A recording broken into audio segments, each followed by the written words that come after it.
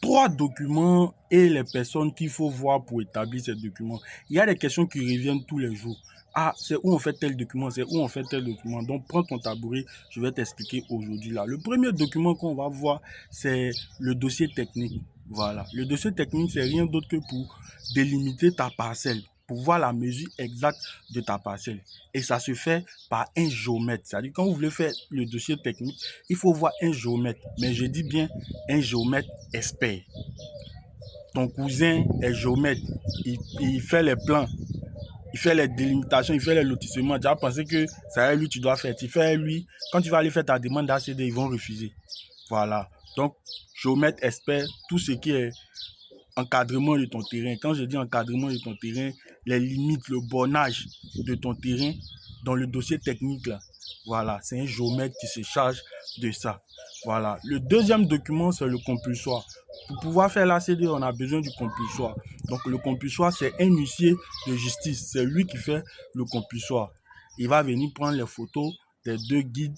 Voilà. Et il va faire un PV. Le PV va dire que, à part toi, la personne ne peut venir s'inscrire encore dans les guides. Et pour pouvoir faire ça, là, il faut voir un huissier de justice. Le troisième document, c'est le CMPF. Lorsque tu veux acheter un terrain qui a déjà un ACD, vu que pour faire l'ACD, on fait un titre foncier. On crée un titre foncier pour pouvoir faire l'ACD. Et comme le titre foncier, c'est le titre de propriété, le titre de propriété ne se crée pas deux fois. Et vu que le titre de propriété ne se crée pas deux fois, on ne peut pas créer un autre ACD. Donc, ils vont faire ce qu'on appelle le CMPF, certificat de mutation de propriété foncière. Mais ça, là, c'est un notaire qui s'en charge de ça. Donc, lorsque tu es dans ce cas-là, il ne faut pas contacter quelqu'un d'autre. Va chez un notaire et puis il faut payer ses services. C'est à cause de vous. C'est à cause de vous qu'eux, ils ont fait étude pour ça.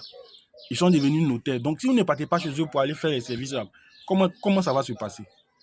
C'est très, très, très, très, très important, ces trois documents. Yo, vous avez reconnu la voix, c'est toujours Stéphane Conan de Phoenix Car Immobilier. Eh bien, si tu me suis pour la première fois, sache qu'ici, on parle de foncier, d'immobilier, d'investissement. Alors, si ça t'accroche, like, commente, partage, abonne-toi et donne-moi ton avis en commentaire. Quel est le document que je n'ai pas cité? Mets-le en commentaire pour que je puisse te répondre. Voilà.